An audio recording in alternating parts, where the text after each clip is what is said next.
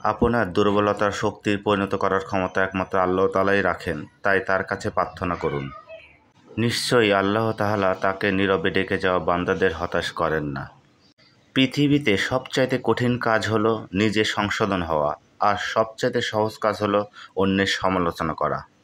নামাজ কখনো ছেড়ে দিও না, একদিন নামাজই তোমাকে পাপ থেকে বের করে আনবে ইনশাআল্লাহ। বড় সেলিব্রিটিকে ফলো না করে হযরত মুহাম্মদ সাল্লাল্লাহু আলাইহি ওয়াসাল্লামকে ফলো করুন, জীবন বদলে যাবে ইনশাআল্লাহ।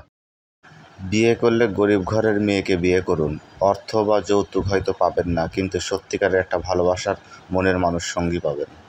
আমরা বলি আমাদের পাপ বেশি, আল্লাহ বলেন আমি তওবাকারীদের ভালোবাসি। মসজিদে প্রথম কাতারে যদি ফকিরও বসে, তাকে ওঠানোর ক্ষমতা কোনো রাজার নেই। এটাই ইসলামের সৌন্দর্য। সুবহানাল্লাহ। যে দুনিয়াতে কোনো বান্দার দোষ গোপন রাখে, কিয়ামতের দিন আল্লাহ তাআলা তার দোষ গোপন রাখবেন। সুবহানাল্লাহ। হালাল কর্মে কখনো লজ্জা করতে নেই, হোক সেটা রাজমিস্ত্রি কিংবা বাদাম বিক্রি। কারোকে বারবার ডাকলে সে রাগ হয়, কিন্তু আল্লাহকে বারবার ডাকলে তিনি খুশি হন। সুবহানাল্লাহ। পৃথিবীতে সব সম্পর্কের শেষ আছে, কিন্তু বান্দার সাথে আল্লাহর সম্পর্ক শেষ নেই। সুবহানাল্লাহ।